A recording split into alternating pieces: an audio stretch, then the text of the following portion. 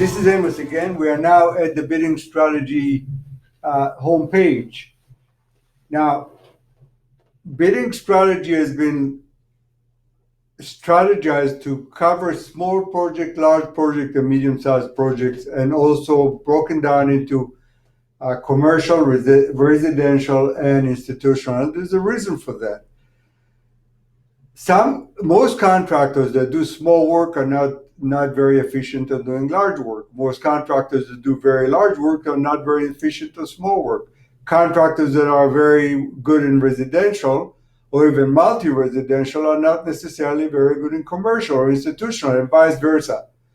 And that's why we broke it down this way. So you can predict not only the competition, but also the time of the year that their prices go up when you want to compete against them, and also when the time of the year when the prices go down, so you don't want to compete against them, or you want to be aware that they're going to be with low prices. And aside from that, also, it allows you to compete against different contractors in different areas of the industry, of the construction industry, industrial, institutional, or residential, commercial. All right, having said that, the first thing you're looking at is the set project value. So what you want to do in here is set for your company, what do you consider as small projects? $150,000? Is it smaller or is it larger? For these purposes, it's set at $150,000 as small projects. Also, you want to set the same thing for large projects. So we've got $250,000 in here for large project. That would be on the low side. So let's change that to $750,000. That would be considered large. For mid-sized companies, you can change that. You can change it to whatever you want. You can change these numbers to whatever you want, depending on what size your company is. All right, let's continue. All right, Don, why don't you walk us through the dashboard and explain it to us? Okay. The table that Amos just filled out shows up the very first time you open bidding strategies. Once you've set those numbers, they're locked in. Every time you open it after that, it won't ask you that question anymore. It will use those numbers.